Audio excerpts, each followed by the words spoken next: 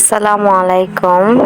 সবাইকে আমার YouTube channel ইলহামস kitchen and আইডিয়াসে স্বাগতম। কেমন আছেন সবাই? আশা করছি সবাই অনেক ভালো আছেন। আলহামদুলিল্লাহ, আমি অনেক ভালো আছি।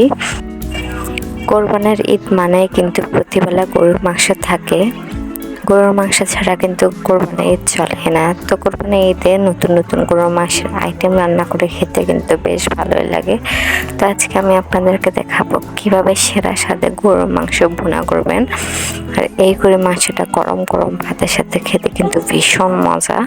সো আপনারা প্রথম থেকে শেষ পর্যন্ত পুরো ভিডিওটা দেখবেন অবশ্যই। গরুর মাংস ভুনা করার জন্য আমি এখানে 1 কেজির মতো মাংস নিয়ে নিয়েছি। এখানে আমি হাড় সহ মাংস নিয়েছি, দেখতে পাচ্ছেন। তো মাংসগুলো প্রথমে আমি ভালো করে ধুয়ে পানি জড়িয়ে একটা বাটির মধ্যে নিয়ে নিয়েছি। এরপর গরম মশলার জন্য আমি এখানে নিয়েছি 10টা এলাচ, নিয়েছি কয়েকটা লবঙ্গ, নিয়েছি 3টা তেজপাতা টুকরো করে, আর নিয়েছি 2টো দারচিনি। এরপর নিয়েছি 3টে বড় সাইজের পেঁয়াজ কুচি।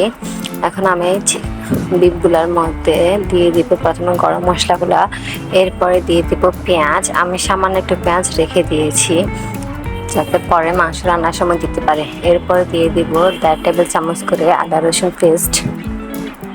আপনারা আপনাদের টেস্ট অনুযায়ী দিতে পারেন, আমি এখানে একটু বেশি করে দিচ্ছি। এরপর দিয়ে দিব 2 টেবিল চামচ লাল মরিচের গুঁড়া। যারা ঝাল বেশি পছন্দ করেন তারা আরো বেশি দিতে পারেন। এরপর দিয়ে দিব 1 চামচ হলুদ গুঁড়ো, দিয়ে দিব 1 চামচ জিরার গুঁড়া। এরপর দিয়ে দিব 1/2 চামচ ধনিয়া গুঁড়া আর 1 চামচ গরম মশলা। গরম মশলাটা আমি বাসায় বানিয়েছি। এরপর দিয়ে দিব 1/2 কাপ পরিমাণ সরিষার তেল। ম্যারিনেটের সময় সরিষার তেলটা দিলে খেতে খুবই ভালো লাগে। এরপর আমি হাত দিয়ে সবগুলা উপকরণ ভালো করে মাংসের সাথে মিশিয়ে নেব। একদম ভালো করে মিশিয়ে নিতে হবে। ভালো করে মিশিয়ে নিয়ে আমি একটা সাইডে রেখে দেব।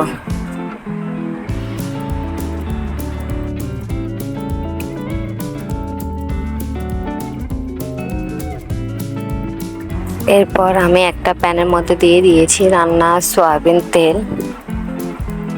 তেলটা একটু ভালো করে গরম করে নেব। এরপরে যে আমি পেঁয়াজ কুচি রেখেছিলাম ওই পেঁয়াজ কুচিগুলো দিয়ে দিব। কিছুক্ষণ নেড়ে নিব একদম লাল হয়ে যাওয়া পর্যন্ত।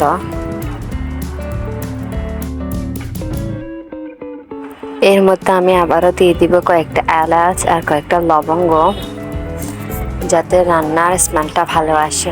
এরপর এগুলো দিয়ে ভালো করে কিছুক্ষণ নেড়ে চেড়ে নিব। যখন পেঁয়াজটা লাল হয়ে আসবে আমি এর মধ্যে মাংসগুলো ঢেলে দিব।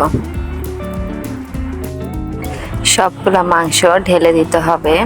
এরপর ভালো করে নেড়ে চেড়ে নিতে হবে যাতে সবগুলো মশলা মাংসের গায়ে লেগে যায়। একদম ভালো করে নেড়ে চেড়ে নিব। এরপর দিয়ে দিব স্বাদ মতো লবণ। আমি প্রথমে লবণটা দিইনি, এখন লবণ দিয়ে দিব। স্বাদ মতো লবণ দিয়ে দিয়েছি। এরপর আবারও ভালো করে কিছুক্ষণ নাড়তে হবে, একদম ভালো করে নাড়তে হবে। কিছুক্ষণ নেড়ে ছেড়ে ঢাকনা দিয়ে ঢেকে দিব। এখানে এখন পানি দেওয়ার প্রয়োজন নেই, মাংস থেকে পানি বের হয়ে আসবে ঢাকনা দিয়ে ঢেকে দিলে। তো ভালো করে নেড়ে ছেড়ে আমি ঢাকনা দিয়ে ঢেকে মিডিয়াম লো আছে কিছুক্ষণ রান্না করে নিব। মাংস থেকে পানি বের হয়ে আসে, মাংসটা কষাই ফেলেছি। এখন এর মধ্যে দিয়ে দিব পরিমাণ মতো পানি। পানিটা দিয়ে আবারও একটু নেড়ে চেড়ে দিব। এরপর ঢাকনা দিয়ে ঢেকে দিব।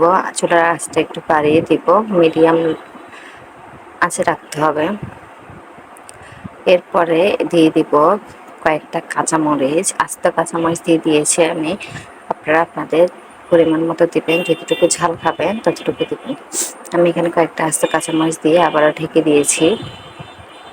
এরপরে একটু পরপর একটু নেড়ে ছেড়ে দিতে হবে, না হলে নিচে দিয়ে লেগে যেতে পারে মশলাটা। 20 থেকে 50 মিনিট রান্না করে নিব। আমার মাংসটা রান্না করা হয়ে গেছে। আমি এখানে সামান্য পরিমাণে ঝোল রেখেছি। একদম ভুনা ভুনা টাইপসের হয়ে গেছে। এখন একটু করে ঝোল রাখছি। এখন আমি পরিবেশনের মধ্যে বাটির মধ্যে নিয়ে নিয়েছি। দেখেন কতটা সুন্দর কালার এসছে। আর এটা খেতেও কিন্তু খুবই মজা। মাংসগুলো অনেক নরম হয়ে গেছে। দেখেন কত সুন্দর কালার। ভিডিওটা ভালো লেগে থাকলে অবশ্যই কমেন্ট করে জানাবেন। Thanks for watching.